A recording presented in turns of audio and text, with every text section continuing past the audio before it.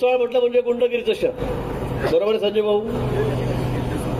खंडणीखोरांचं शहर, गुंडांचं शहर, अशी प्रतिमा एकेकाळी या भुसावळच्या या ठिकाणी होती. विकास काहीच नव्हता, अस्वच्छता होती, काही नव्हतं. आणि भुसावळचा नंबर हा खूप खाली लागायचा स्वच्छतेच्या बाबतीमध्ये, सुरक्षेच्या बाबतीमध्ये.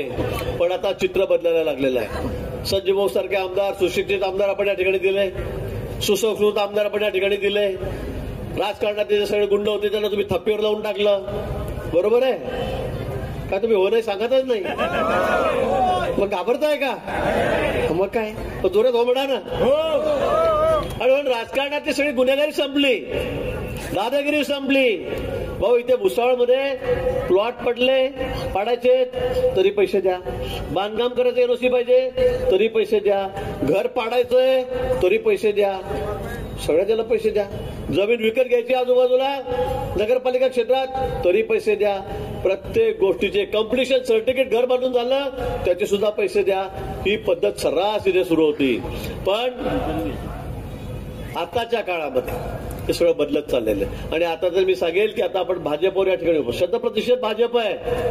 तुम्हाला हे आश्वासित करतो, या जिल्ह्यातलं, या उत्तर महाराष्ट्रातलं तर या पुढच्या काळामध्ये सगळ्यात सुंदर, सगळ्यात स्वच्छ आणि सगळ्यात सुरक्षित शहर कुठलं असेल तर ते भुसावळ असेल. इतकं चांगलं काम आपल्याला या ठिकाणी करायचं आहे, इतकं चांगलं काम आपल्याला करून दाखवायचं आहे. देवाभाऊ आपल्या सोबत आहेत, मुख्यमंत्री आपल्या सोबत आहे, सरकार आपलं आहे. निधीचे कुठे कमी नाही, वर्ग आपली नगरपालिका आहे, निधीची कुठे कमी नाही.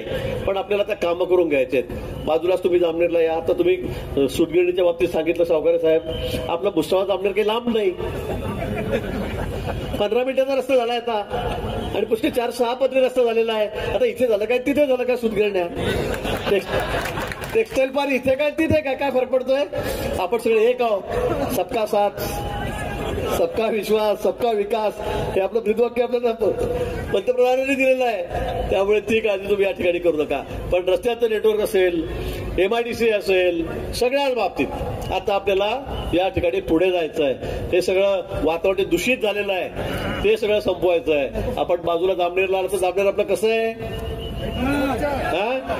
जकास, अतिशय सुंदर असं जामनेर आम्ही केलेलं आहे. परवा माघारी झाल्यात, माझी पत्नी साधना, माझा तिचा सत्कार झाला ठिकाणी, ती बिनविरोध निवडून आली. भाऊ ते आपले पवार साहेब, चिरंजीव प्रिन्स, आपले काय नाव त्यांचं, रोहित पवार, त्यांना फार वाईट वाटलं. दादागिरी करतात, गुंडगिरी करतात, पैशाचा वापर करतात आणि म्हणून मंत्र्यांचा राजीनामा घ्या. यांनी त्यांच्या बायकोला बिनविरोध कसं आणलं. पण आता काय म्हणू या माणसाला? म्हणजे त्यांना मी सांगितलं की बाबा 8 टर्म झाले, 40 वर्षाला मी निवडून येतो त्या ठिकाणी. माझी बायको 60 टर्म झाले, 3 टर्म जिल्हा परिषद आणि 4 टर्म झाले नगराध्यक्ष त्या ठिकाणी. 90 पासून आम्ही निवडून येतो आहोत. लोकांची कामं करावी लागतात, सुखदुःखामध्ये जावं लागतं, अर्ध्या रात्री पडावं लागतं. दवाखान्याचं काम असेल तर 100% लोकांना ती मदत करावी लागते. त्यांना मुंबईपर्यंत घेऊन जावं लागतं, तिथं राहण्याची व्यवस्था, जेवणाची सगळी व्यवस्था आम्ही करतो.